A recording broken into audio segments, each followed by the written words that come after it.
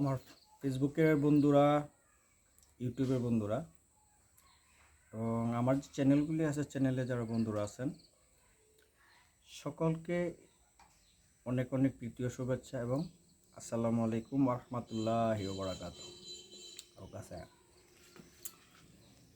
আমি বেশ কয়েকদিন আগে একটা পোস্ট করছিলাম আর কি, যে টাকায় পুরুষের রাজত্ব, চরিত্রই নারীর রাজত্ব। এটাই লিখছিলাম আর কি, যে টাকাই হলো পুরুষের রাজত্ব, চরিত্রই হলো নারীর রাজত্ব। তো ওই বিষয়ে কিছু আমার কিছু ফ্রেন্ড মেসেঞ্জারে অনেক কিছুই প্রশ্ন করছে, অনেক কিছু জানতে চাইছে। তো আমি এই বিষয়ে বললাম যে টাকাই হলো পুরুষের রাজত্ব। এই বিষয়টা হলো, যদি একটা পুরুষের টাকা থাকে, সাংসারিক জীবনে সংসার করতে গিয়া তার যদি টাকা থাকে, ছেলে মেয়ে হোক, স্ত্রী, ভাই বোন, মা বাবা এবং ফ্যামিলিতে যারা যারা পরিবারে যারা যারা আছে আর কি, একটা পরিবারে তো যদি টাকা থাকে, টাকা থাকলেই আপনার ওই পরিবারের যে চাহিদাগুলি পূরণ করতে পারে, বিভিন্ন সমস্যাগুলি সমাধান করতে পারে। আর যদি টাকা না থাকে, তাহলে আপনার এই যে ছেলেমেয়েরা আছে, সন্তানরা আছে, স্ত্রী আছে, মা বাবা আছে, ভাই বোন আছে, একটা পরিবারে যারা যারা আছেন আর কি, দেখা গেছে যদি পুরুষের সংসারে টাকা অভাব, ওই সংসারে টাকার অভাব থাকে, কারণ একটা সংসার কিন্তু পরিচালিত হয় পুরুষের দ্বারাই। তো যখন আপনার ওই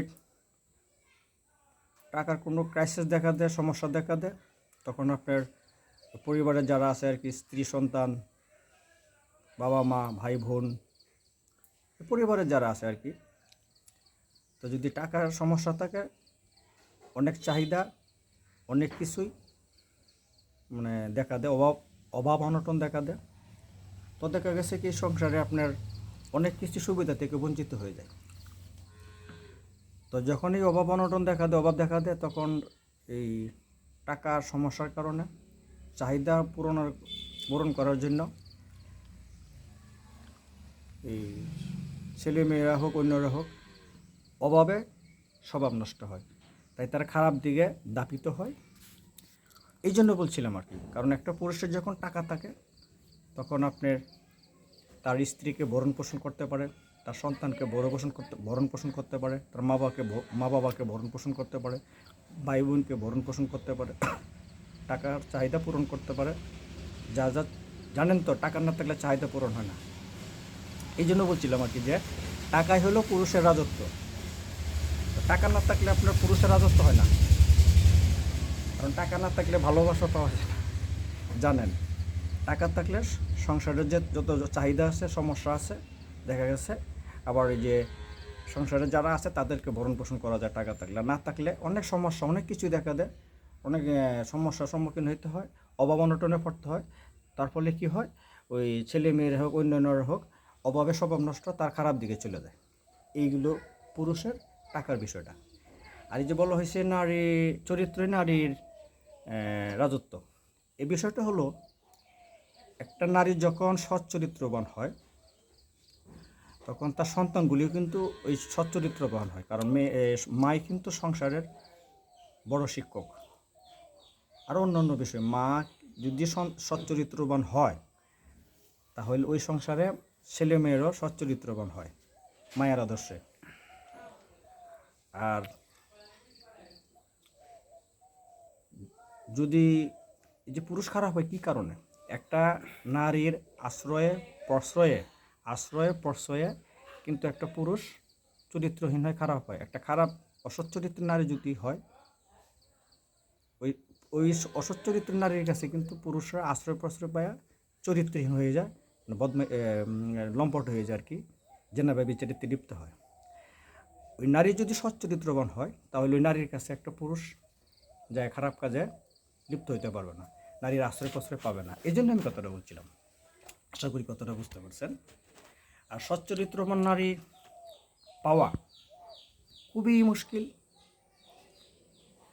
আর চরিত্র বিষয়ে কিন্তু নারীর দিকে বেশি তাগিদ দেওয়া হয়েছে, কারণ আল্লাহর ওলি আউলিয়া গাউস কুতুব ফকির দরবেশ নবী রাসুলগণ সাহাবা সাহাবিগণ মমিন মমিনাগণ ওনারা কিন্তু নারীর গর্ভের থেকে আসছে।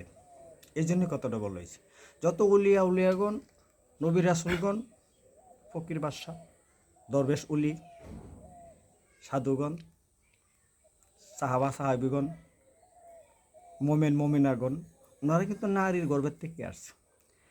আবার এই যে তসলিমা নাসরিনের মতো লোক, লালমণি কালোমণি পরিমণি এদের মতো লোক, নমরুদ ফেরাউন আবু জাহেল এজিদ মুবাইয়া ওরাও কিন্তু নারীর গর্ভের থেকে আসছে। এই জন্য নারীকে চরিত্রের বিষয়ে প্রাধান্য দেওয়া হয়েছে বেশি। নারী যদি সচ্চরিত্রবান হয় তাহলে নারী কাছে কোনো পুরুষ যায় খারাপই করতে পারে না, তার বিনিময়ে পুরুষ সচ্চরিত্রবান হয় থাকে। আর একটা নারী যখনই খারাপ চরিত্রে থাকে তখনই আশ্রয় প্রশ্রয়ে যায় পুরুষগুলি খারাপ হয়।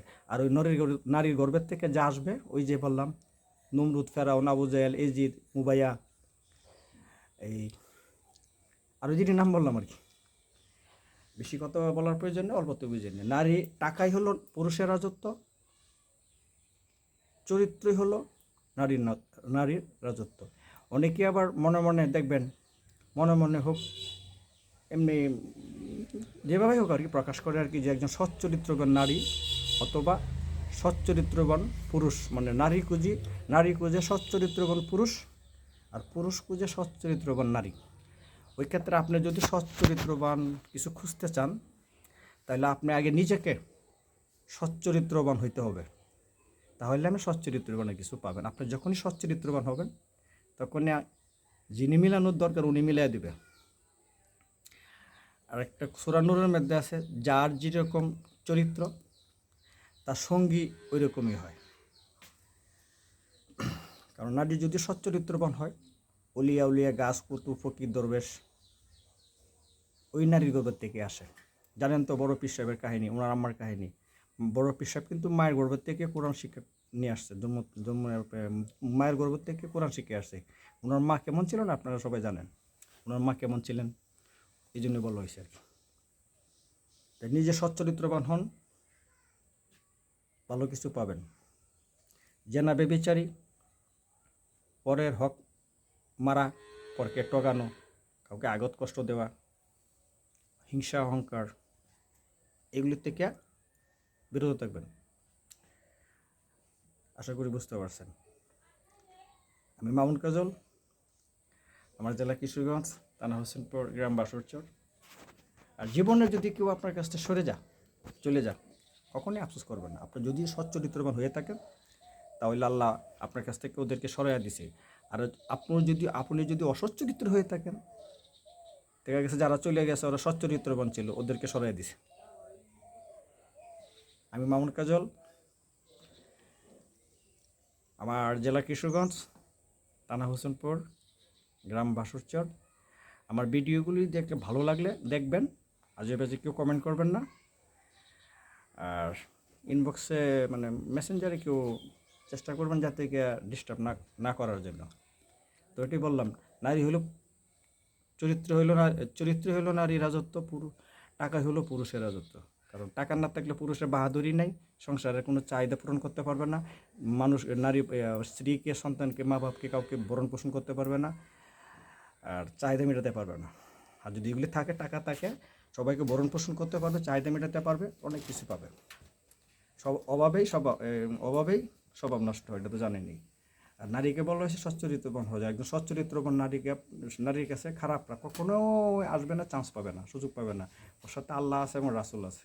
আর যারা গুরু মুর্শিদ ধরে তার সাথে গুরু মুর্শিদ আছে, পীর মুর্শিদ আছে, যারা পীর মুর্শিদ ধরা। আমি মামুন কাজল, আমার জেলা কিশোরগঞ্জ, থানা হোসেনপুর, গ্রাম বাসুরচর। আল্লাহ হাফেজ। আসসালামু আলাইকুম ওয়া রাহমাতুল্লাহ।